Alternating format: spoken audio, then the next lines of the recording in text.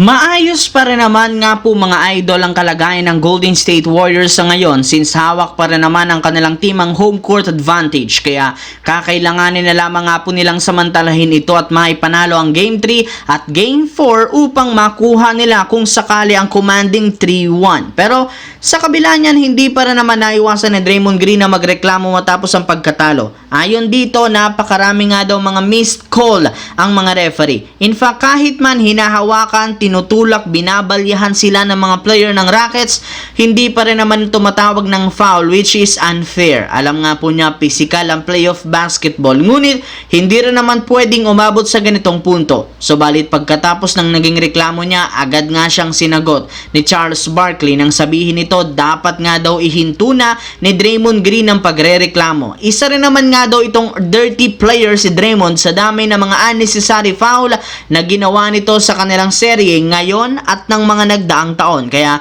wala nga daw itong karapatan para magreklamo at maging biktima ng mga no-call foul. Normal na rin naman sa playoffs at maging pisikal sa mga laro. Samantala, mismong si Luka Doncic nang nagsabi sa interview na mas lalong magiging mahirap para sa Lakers ang pagpunta nila sa Minnesota para sa Game 3 at Game 4. Alam nga po niya na magiging sobrang ingay ng arena ng Wolves, kaya hindi talaga sila pwedeng magpa-apekto dito. Kailangan nga po nilang mag-focus at maging compose sa game plan kung gusto nilang manalo. Bukod dyan, mismong si Charles Barkley na ang nagsabi na kung gusto nga ng Lakers na ma-upset ang Wolves sa bahay nito, kailangan merong mag-step up. And speaking of Game 3, may lumabas na balita na makukumpleto na nga dito at inaasahang pagpapalaro sa wakas kay Dalton Knecht. Kaya isang magandang senyalis ito na magkakaroon ng bagong shooter sina LeBron James at Luka Doncic na magagamit nila sa Game 3